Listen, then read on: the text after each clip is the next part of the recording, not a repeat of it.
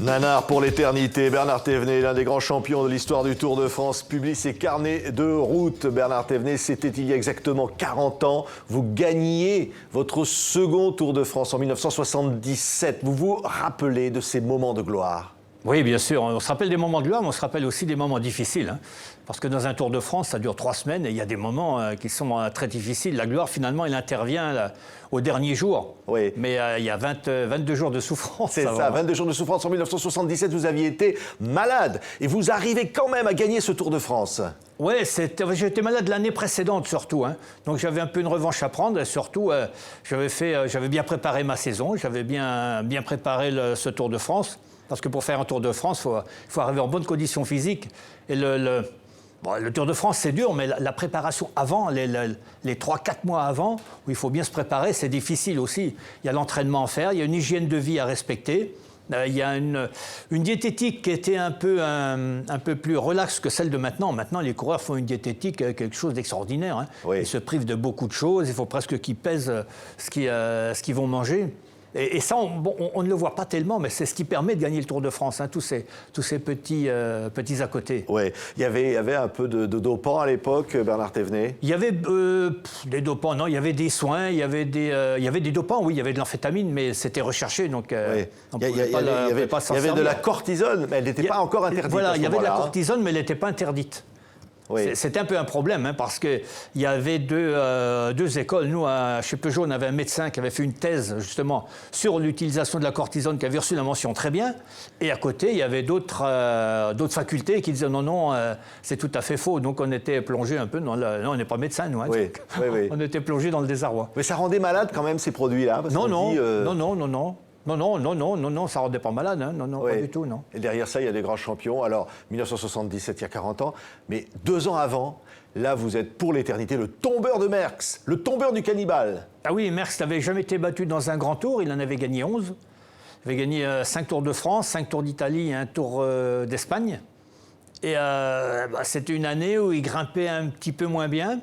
Et je l'avais attaqué dans tous les cols parce qu'il n'y a que là que je peux faire la différence par rapport à lui. Contre la montre, il m'était supérieur. Pour aller chercher les bonifications des étapes de plat, il était meilleur sprinter que moi. Donc à chaque fois qu'il y avait une occasion de pouvoir lui reprendre un petit peu de terrain, à chaque fois j'ai attaqué et j'ai réussi quand même à le faire donner raison. Mais ça a été difficile. D'anthologie. C'est-à-dire que la veille, à un moment donné, Eddy Merckx est victime d'un coup au foie de la part d'un spectateur.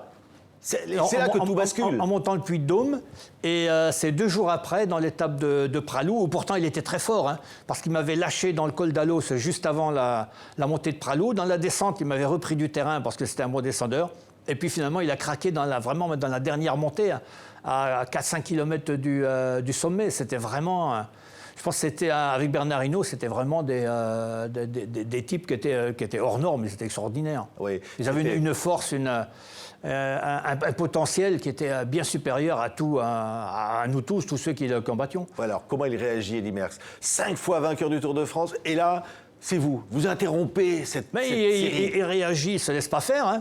Oui. Il ne s'est pas laissé faire. Il a encore tenté 2 ou 3 fois de me mettre en difficulté parce qu'il savait que sur les étapes plates, quand il y a du vent de côté, les Belges et les Néerlandais ils sont plus habitués que nous. Les Français. Les Belges sont plus habitués au vent. Oui, parce que nous, en France, depuis les courses de jeunes, on essaye de faire la sélection par des côtes, parce qu'on a beaucoup de côtes en France, donc on a le choix, on peut faire ça. Alors que les Belges, les Néerlandais, ils habitent dans un plat pays, donc pour eux, c'est une question de tactique, de vent, et jouer avec le vent. Et là, ils ont beaucoup d'avance sur nous, et ils sont beaucoup plus habiles que nous. Et moi, j'avais peur de ça. Et le dernier jour, sur les Champs-Élysées, Eddy Merckx a encore attaqué, parce qu'il ne se rendait jamais. Oui. Donc moi, j'ai eu peur jusqu'au bout, franchement. Vous avez une forme de respect pour lui, parce que finalement, Eddy Merckx, c'est pas n'importe quoi quand on doit l'affronter. Mais j'avais du respect pour lui parce que je l'admirais avant d'être professionnel. Puis après, on se retrouve à côté de lui en tant que professionnel. Ça fait un petit peu bizarre. Mais j'avais toujours ce respect pour lui parce que c'était vraiment un grand champion. C'était quelqu'un qui... Vous savez, on reconnaît un champion dans la difficulté. Lui, il n'y était pas souvent, mais il y a des moments où il était un peu dans la difficulté et il avait toujours réussi à s'en sortir. Dans le Tour d'Italie l'année précédente, en 1974... Il avait perdu, je crois, 8 minutes sur un très bon grimpeur espagnol qui s'appelle Fuente. Finalement, dans les 3 dernières étapes, il a réussi à les reprendre. Oui. Donc c'était vraiment un gagneur et quelqu'un qui ne laissait jamais rien passer. Il était toujours prêt à faire la bagarre, toujours prêt à profiter du moindre avantage. Donc avec lui, il ne fallait jamais faire d'erreur. C'est pour ça qu'on l'appelait le cannibale, c'est pas encourageant. Parce qu'il voulait tout gagner, parce qu'il voulait tout manger, c'est pour ça. Je crois que c'est Christian Raymond qui l'avait nommé comme ça. Il ne vous a pas mangé. Il m'avait mangé avant, mais là... Il a fait 7 Tours de France, les 2 qu'il a perdus, c'est à cause de vous. Oui, j'ai la chance de gagner les 2 où il a perdu, en 75 et donc en 77 également, qui a été son dernier Tour de France. On est dans la légende du Tour, il y a Van Emp, il y a Zoutmelk, il y a Ocaña, ce sont des noms incroyables. Il y avait, je pense qu'il y avait plus d'animosité à l'époque, parce que le coureur faisait sa course lui-même. Maintenant, il y a les oreillettes c'est bien. C'est un progrès parce que notamment pour la sécurité, c'est très bien. Mais c'est peut-être l'usage que l'on en fait qui n'est pas bien. D'ailleurs, souvent dans les progrès, c'est comme ça. Il y a des choses bien, puis il y a des choses moins bien. Ça dépend de l'usage qu'on en fait. Et l'usage qu'on en fait, je trouve que les directeurs sportifs ont un peu trop d'influence sur le coureur. C'est quand même quand on est coureur où on ressent le mieux à quel moment on peut attaquer, à quel moment on est un peu plus fort que l'autre, ou à quel moment au contraire il faut récupérer. C'est pas en faisant le plan le matin qu'on va dire tiens à tel kilomètre j'attaque. Oui, bien sûr, il faut faire un plan. Mais c'est quand même les conditions de course qui dictent la stratégie et la tactique que l'on doit suivre. Bien sûr, Bernard Thévenet, vous publiez, donc je disais, ces carnets de route aux éditions Mareuil. Évidemment, c'est aussi l'occasion de rappeler qu'en 1961, vous voyez passer votre premier Tour de France. À 6 ans, vous allez à l'école en vélo. Un peu plus tard, parce que vous avez des bons résultats scolaires, on va vous offrir un premier vélo adulte. Et là, c'est votre vie qui change. Vous êtes issu d'une famille d'agriculteurs. Vous grandissez dans un endroit qui s'appelle Guidon. Oui, mes parents sont... Je suis pour rien, ce sont mes parents qui sont venus habiter là quand j'avais 8 ans.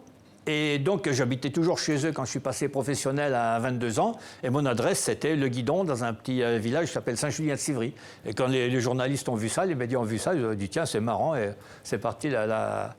Oui. Alors, évidemment, le Critérium Dauphiné Libéré, le Tour de Romandie, ce sont des étapes, évidemment, avec le Tour de Catalogne, ce sont des épreuves légendaires. Vous inscrivez quelque part votre nom dans la légende. Oui, j'étais plus à l'aise dans les épreuves de longue haleine, on va dire, dans les courses à étapes.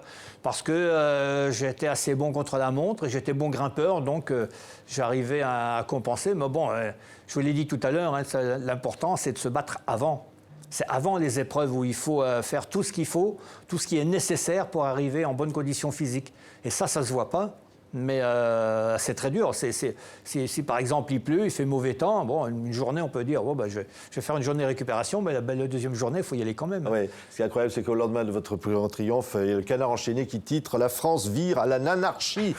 Nanar, c'est... Oui, c'était le prénom. C'était à l'époque souvent, les gens qui avaient un prénom Bernard, on les appelait Nanar. Avant, il y a un coureur célèbre qui s'appelle Bernard Gauthier qu'on appelait Nanar aussi. Même Tapi, des moments, on l'a appelé Nanar. Et c'était devenu un prénom. Je pense parce que les gens aussi étaient très contents. Il y avait 8 ans qu'un Français n'avait pas gagné le Tour. Oui, mais ils n'aimaient pas Merckx. À l'époque, et Merckx se faisait insulter, cracher dessus. Il se faisait insulter, oui. Mais parce que les gens en avaient marre de le voir que c'était toujours lui qui gagnait. Alors évidemment, quand c'est toujours le même qui gagne, ça tue un peu le suspense. Donc les gens étaient remontés contre lui. Quelle belle passion. Et ça continue. 104e Tour de France. Vous serez sur le Tour. Oui, je serai sur le Tour et ça sera, je ne me rappelle plus, c'est 46 ou 47e, je crois. Et je ne m'en lasse pas parce que le Tour de France, c'est quand même une grande aventure où on rencontre beaucoup de gens. On retrouve ses amis au long du parcours. Et ça, c'est immanquable. Merci Bernard Thévenet. Carnet de route publié aux éditions de Mareuil. Merci d'avoir été notre invité. Et puis bon Tour de France. Merci bien. Merci.